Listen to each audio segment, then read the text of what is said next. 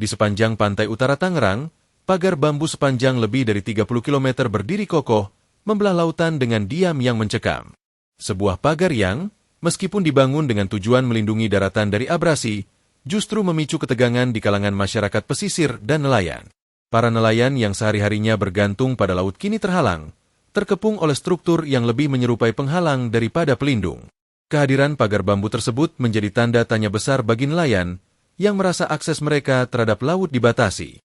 Bukan hanya sebagai penghalang fisik, pagar ini juga berdampak pada kehidupan ekonomi dan ekosistem yang mereka andalkan. Anggota Ombudsman RI, YK Hendra Fatika, menyebutkan kerugian mencapai 8 miliar rupiah bagi nelayan di Kecamatan Kronjo. Kerugian yang dialami nelayan akibat pagar ini tidak kurang dari 8 miliar rupiah. Pagar ini harus segera dicabut, tegas YK dalam pernyataannya yang diterima Kompas, Kamis, 9 Januari 2025. Namun, yang lebih mengejutkan adalah kenyataan bahwa pemasangan pagar ini dilakukan tanpa izin. Pemasangan pagar bambu yang terpasang di perairan Tangerang ini ternyata sangat memengaruhi para nelayan. Bagi para nelayan, pagar ini menjadi penghalang utama dalam aktivitas mereka.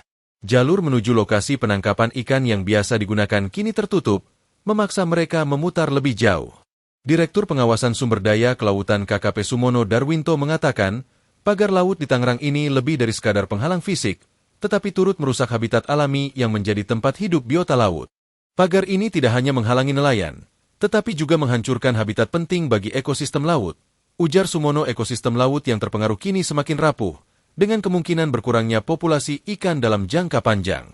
Namun, polemik ini tidak hanya terbatas pada Tangerang. Di perairan Bekasi, pagar serupa turut menambah kekhawatiran nelayan.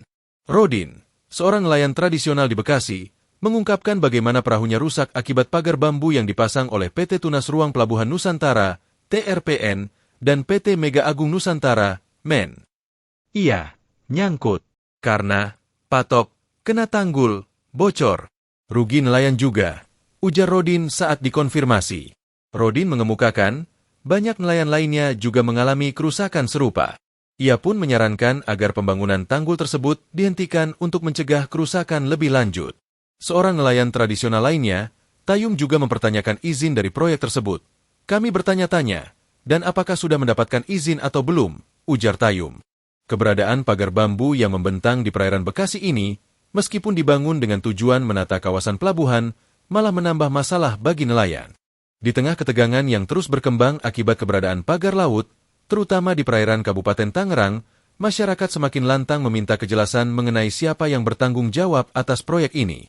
Dengan begitu, anggota Komisi 4 DPR fraksi PKB, Daniel Johan, menuntut agar pemerintah segera memberikan penjelasan yang jelas kepada masyarakat terkait keberadaan pagar misterius sepanjang lebih dari 30 km.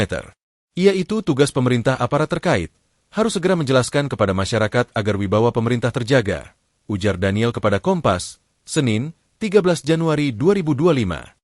Kebingungan ini semakin besar karena hingga kini belum ada penjelasan pasti mengenai siapa pemilik pagar itu. Download Tribun X sekarang, menghadirkan lokal menjadi Indonesia.